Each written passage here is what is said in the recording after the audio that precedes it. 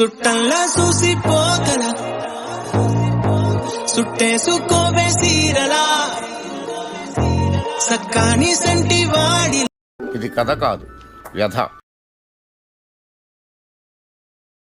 అబ్బో, gangs of Godavari గంగారపనం నా ఊరికైతే. నార్మల్గా ఈ ఎండలకి ట్రాఫిక్కి ట్రావెలింగ్ చిరాకు తెప్పిస్తుంది, కానీ దానికంటే సినిమా ఎక్కువ చిరాకు తెప్పించింది. రూరల్ బ్యాక్డ్రాప్ మూవీస్ ఏమేమి ఉన్నాయి అవన్నీ రౌండ్ వేసి మిక్సీ చేశారు. నేనే రాజు నేనే మంత్రి మెయిన్గా పెట్టేసి.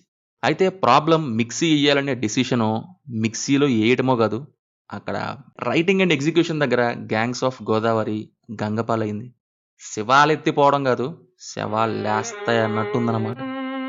లంకల రత్నాకర్ నుంచి టైగర్ రత్నాకర్గా మన హీరో రత్న ఎలా అయ్యాడు, ఆ తర్వాత ఏమైంది అనేది సినిమా యొక్క బేసిక్ ప్లాట్ లైన్. నాకు యాక్చువల్లీ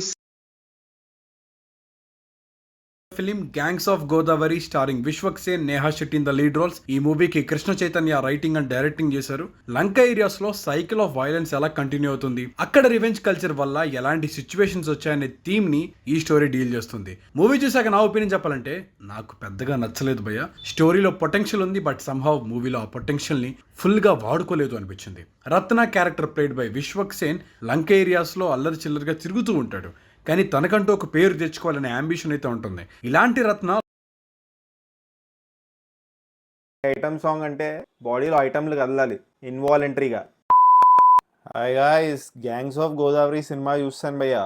హిందీ ఇంగ్లీష్లో గ్యాంగ్స్ ఉన్న పేరుతో చాలా సినిమాలు వచ్చాయి భయ్యా. For example gangs of New York and హిందీలో గ్యాంగ్స్ ఆఫ్ వాసేపూర్. ఇప్పుడు తెలుగులో గ్యాంగ్స్ ఆఫ్ గోదావరి అనే మూవీ వచ్చేసింది భయ్యా. సినిమా ఎలా ఉంది, దానికి ఎన్ని టమాటోస్ ఇచ్చానో చూద్దామా?